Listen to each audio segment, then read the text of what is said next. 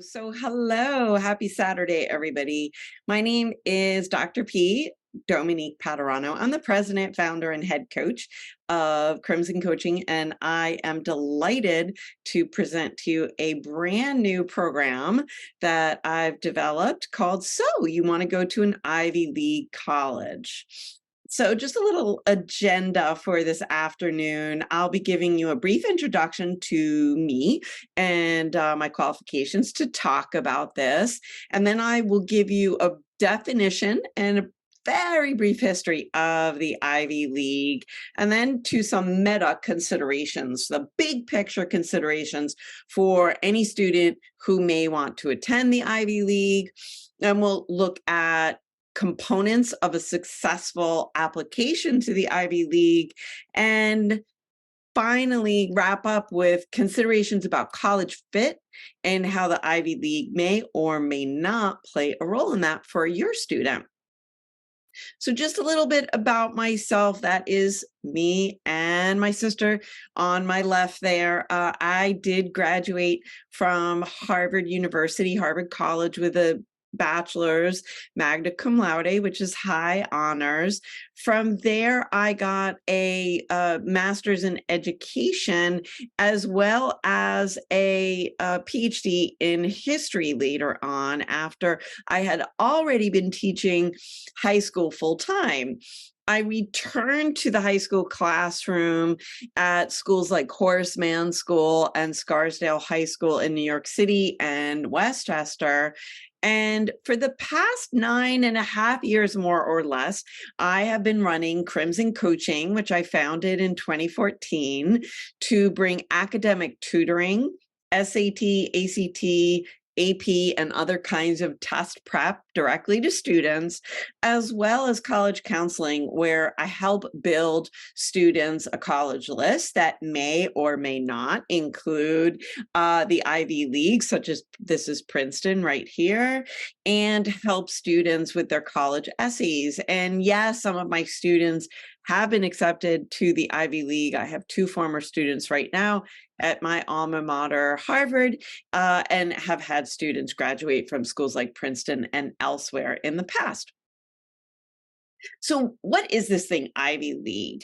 The term had actually been used since 1933, but it's actually, believe it or not, even though it connotes this kind of aura of prestige and intellectual excellence, it's actually a Division I athletic conference that was established in 1954. And unlike the apocryphal IV, meaning four, Roman numeral 4, it actually comprises 8 schools: Brown, Columbia, Cornell, Dartmouth, Harvard, Princeton, University of Pennsylvania, and Yale. And no, Yale is not at the bottom of the list because I went to Harvard. I merely listed the schools in alphabetical order. 7 of those 8, all of them except for Cornell, actually represent 7 of the 9 colleges that existed in the United States since before the United States became a country in 1776. The other 2 were the College of William and Mary and Rutgers University, where as I mentioned, I happened to get my PhD in history. So that's a little bit of history for you.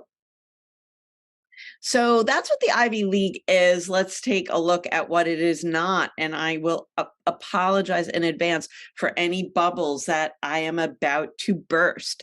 So the Ivy League is not an automatic ticket to success, however you define that. It is also not an automatic ticket to wealth. And it is not an automatic ticket to happiness. So I want all the families, as well as students who might be watching this, to really keep that in mind. Let's also look at the Ivy League sort of yesterday and today. We're not going to go over every column, but what you can see here is that Ivy League rates of admissions have really declined dramatically since I was accepted in the fall of 88. Sorry about that. I'm not ashamed of my age, and I graduated, perhaps you could see here, in 1993. This is my Harvard diploma. That's my class picture. So when I was accepted, the rates were about 16% at Harvard, and now they are below 4. So obviously, it is more than 4 times as difficult to get into Harvard, as well as most of these other schools. I just picked out a smattering for the statistics that I could find there.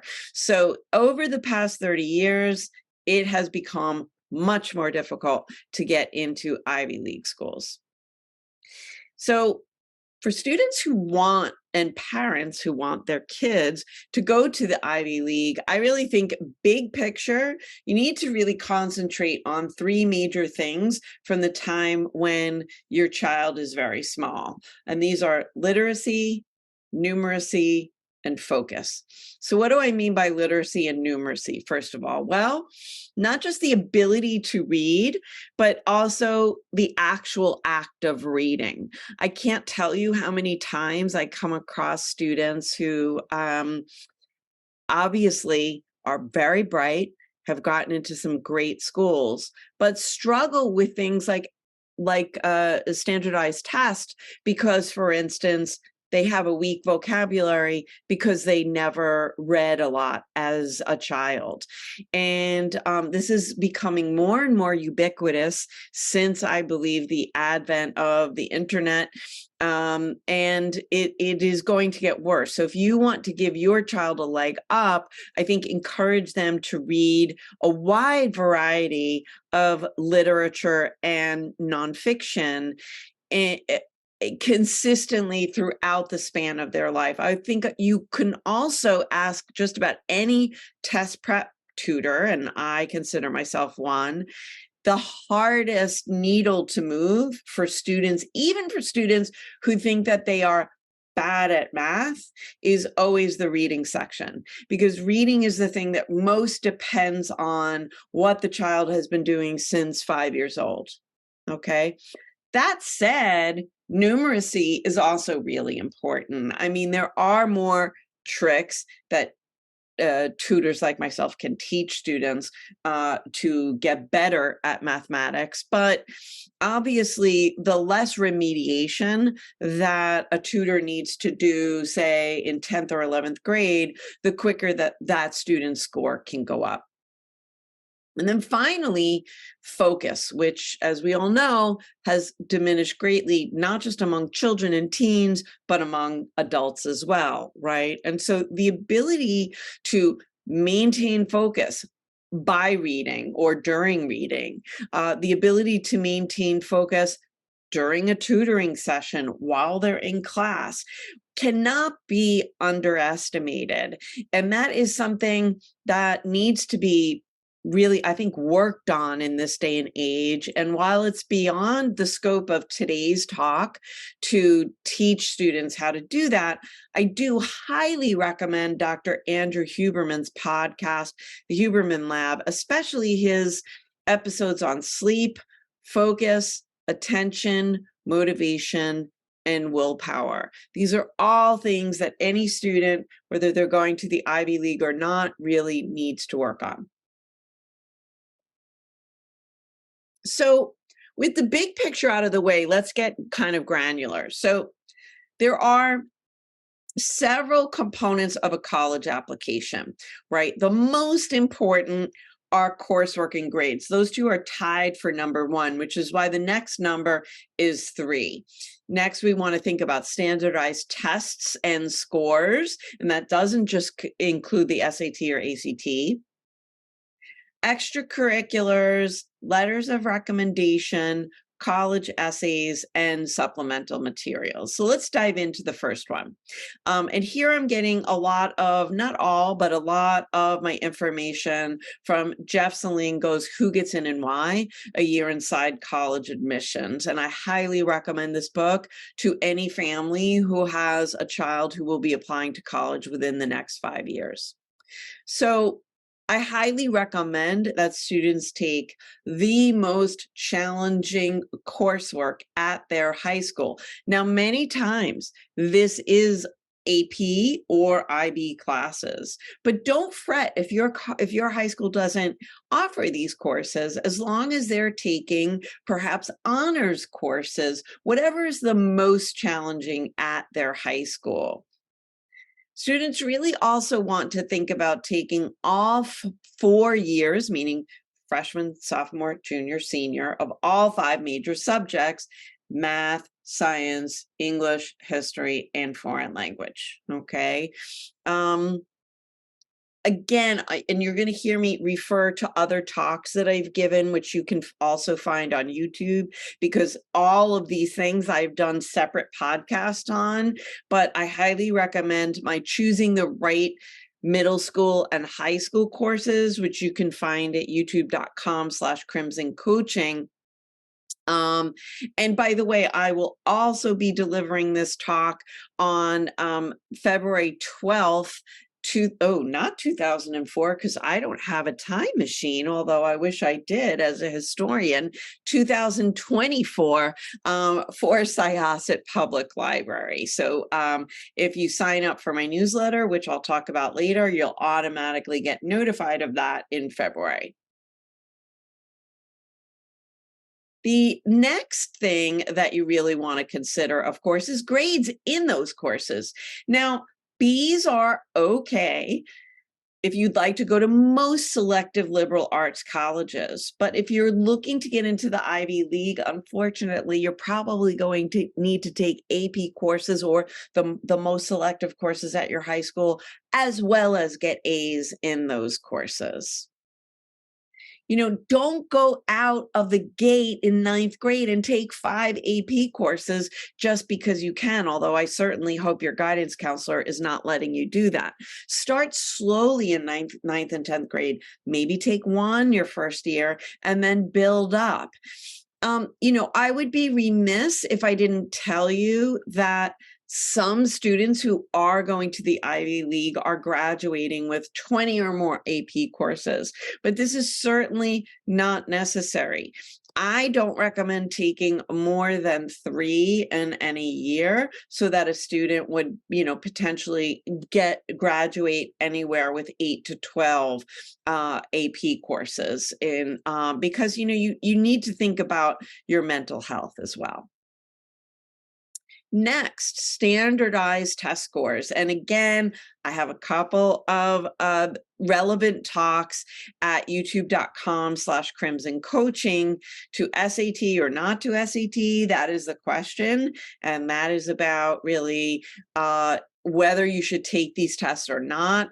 And that also includes the ACT, as well as the digital SAT, what it is and how to prepare, because as hopefully starting on January 1st, 2024, the SAT in the United States goes completely digital. And by the way, if you're watching this in October of 2023, juniors, you should know that your PSAT will also be digital this year. So I've said the word SAT a lot already. So obviously the first the first standardized test you could take is the SAT, but there's also the ACT, which a lot of students prefer. But for those who don't want to take either, I will again highly recommend that you have at least some standardized measure, such as the AP or the International Baccalaureate, underneath your belt when you're applying to college. And the reason why is because unlike schools in France, for example, where I happened to spend a year after I graduated college, there is no nationalized curriculum in the United States. So a 92 in trigonometry at one school could mean something very different than at another school. So by taking a standardized test that is taken by not all, but many, many students, colleges can therefore gauge a student's readiness for work at that college. Now, my recommendation for extracurriculars for any student, again, whether they're going to the Ivy League or not, is to follow their passions. Now, that might mean performing in group activities like this, perhaps soccer team. This is probably a soccer team. And activities that are sponsored by the school or perhaps by a religious organization or by a group of adults. And those are great. However, there's also another class of extracurriculars, which I have called impact projects, that allow a student to stand out from the crowd. They may be service related, although they don't need to be, but they do demonstrate a student's leadership, initiative, maturity, and ability to pivot in the face of adversity, because these are led and initiated by the student themselves. And again, there's impact projects occupies a whole other talk that you can find on my YouTube. But in short, I also happen to mentor students' impact projects, and that has definitely helped them gain entree into some highly selective colleges because there's no adult telling them what to do. They are in charge and they are figuring out what to do. So the next aspect of the college application are letters of recommendation. Now, these are written both by college or guidance counselors. There's one written on behalf of your child, and then usually 2 academic letters. And I really do believe that students should be mindful of that fact from 9th grade on and try to cultivate healthy, cordial relationships with their teachers and their counselor all throughout high school. So one way of doing that is by participating in class. That's a great way for a teacher to really learn a lot about how a student thinks. And remember, I was a classroom teacher for 10 years, and I wrote many letters of recommendation for students wanting to attend college. And, you know, those who participated in class just gave me a lot of fodder, and they didn't have to do anything extra. But I realized that not every kid is extroverted, and some of them feel quite awkward about raising their hand. So if that's the case, then a student should really try to be a more quiet student citizen by coming to class on time, helping out other students, and just helping the teacher if the teacher needs any help. Students can also visit a teacher one-on-one or in a group either before or after school, during lunch. And this doesn't just have to be for extra help.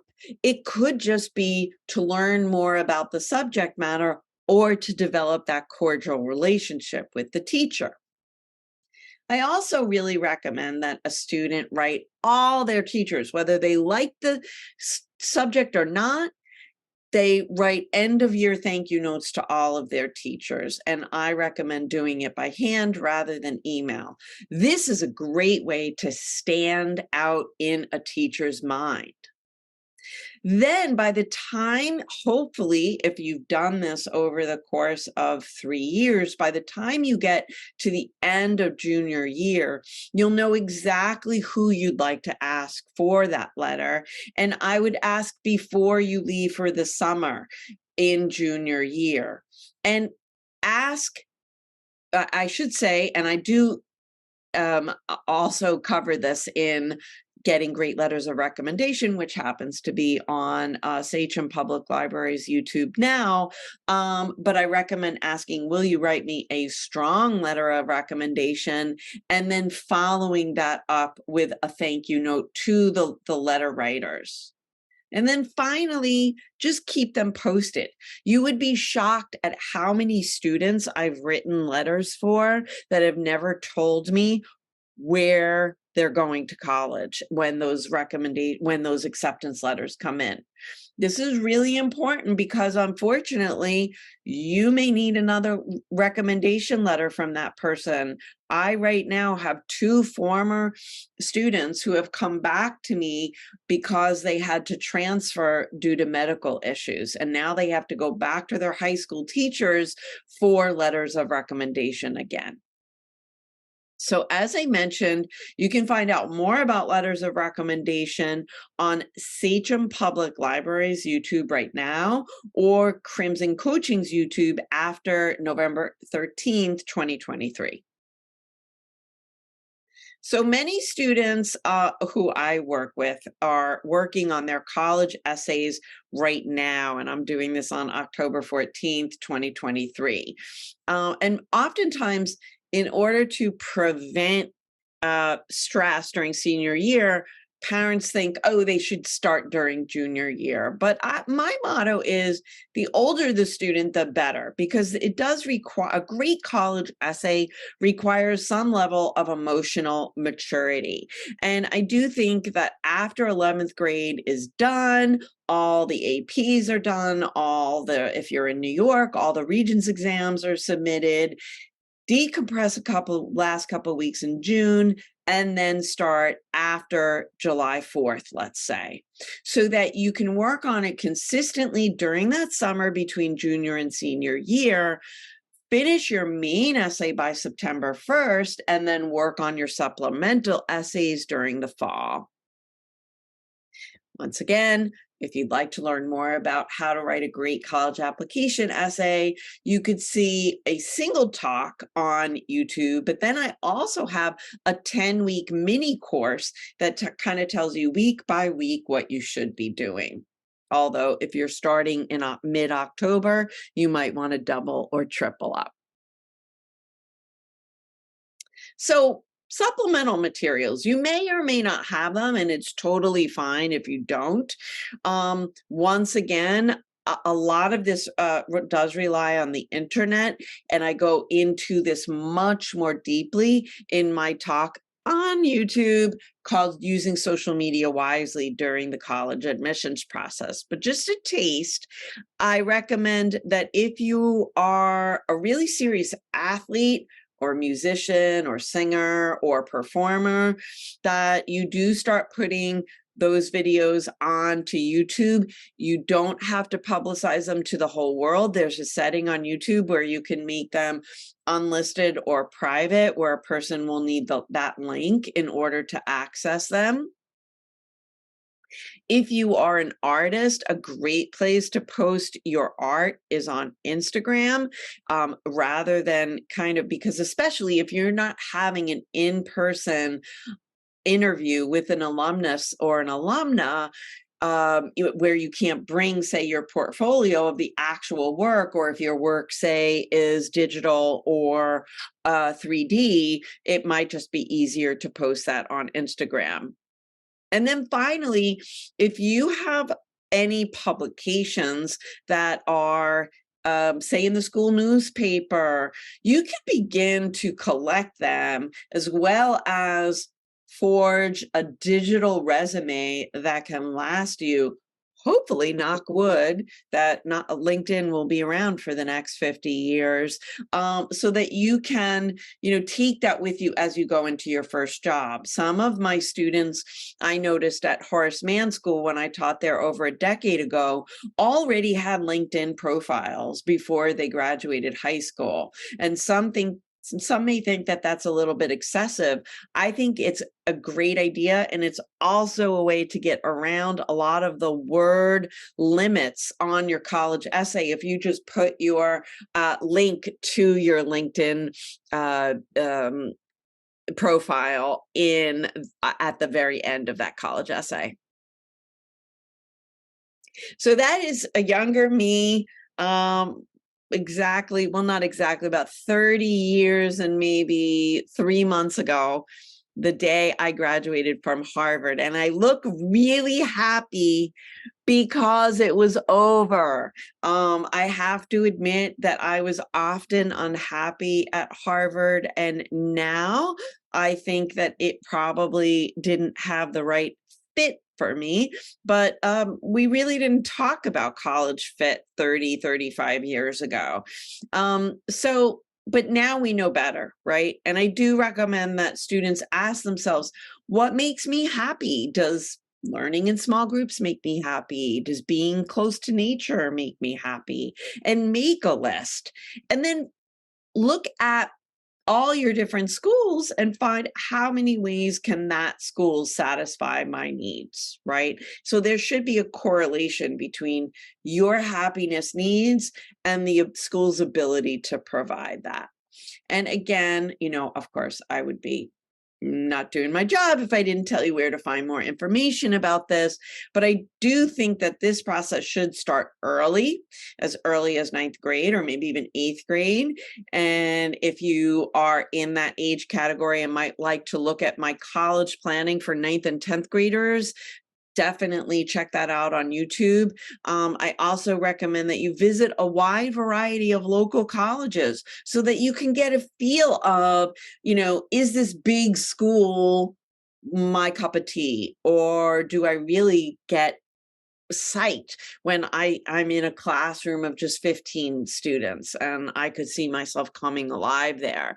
And I recommend local because even if you want to go to the other side of the country, if you know the type of college that makes you happy, then when you're ready in 2 years to go to the other side of the country, you won't be seeing schools that are inappropriate for you.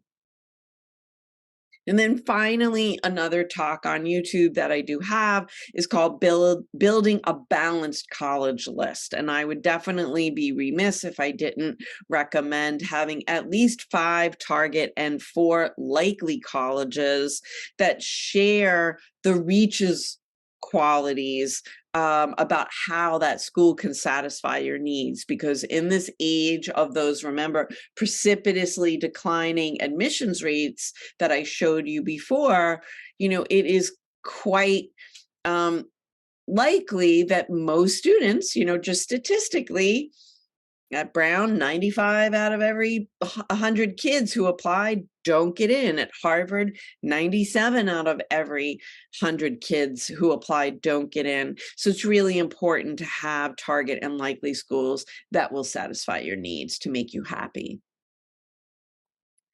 So I also just want to mention that there's more than one way to peel an orange, right?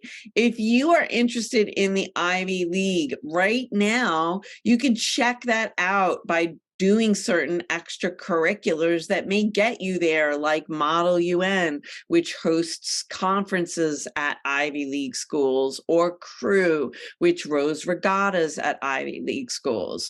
You can also try a summer program. That's not an automatic ticket to admission. Absolutely not, but you can at least see what that Ivy League is like. Even if you don't get accepted to an Ivy League college, you can always transfer. And I recommend excelling at your own college from day one. And who knows, you might even decide after you put your all into the college you're at, you may decide that you actually love it and you want to stay. You can also, just like students study abroad in a different country, you can also do a semester abroad. I remember as a senior, there was a boy who lived upstairs who came from a college in New York because he wanted to see what the Ivy League was like. Of course, there's always grad school. And again, it helps if you excelled at your undergrad to be able to do that. And then finally, even if you're beyond grad school, the Ivy League, I know Harvard for sure offers many certificate programs, many of which can even be done online. And that's also another way to get that Ivy League experience. So again, there's more than one way to peel an orange. Just finally remember, there's many ways in this life to get success, happiness, and even money. And again, the Ivy League is not the only or the best way to get there. So I hope that you just keep that in mind, parents and students.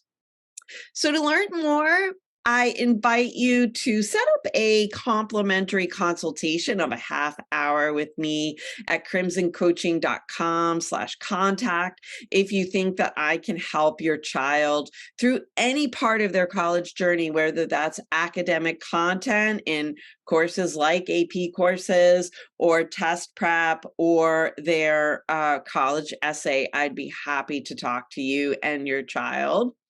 Sign up for my monthly newsletter at www.crimsoncoaching.com/newsletter. And it comes out once or twice a month, depending on what I have to share. And way down at the bottom, you'll always get news about my upcoming talks that are both in person here on Long Island or virtual, and I give virtual talks for organizations really around the world. And then finally, subscribe to that YouTube channel, youtube.com/Crimson Coaching. If you view one of my other many webinars that I have there, subscribing, that big red button that says subscribe, is a great way for you to say thank you to me for providing this content free of charge. So if this were an in-person talk, obviously I would be taking your questions, but because it is pre-recorded, I'd like to invite you to email me if you have any questions about today's talk. I do have my phone number there, but email is definitely the better way to contact me. And you could, also go to crimsoncoaching.com, where you can find out about my services in academic tutoring, test prep, college counseling, and essay coaching. So thank you so much for listening. I really appreciate it. And I wish you all a great evening. Bye now.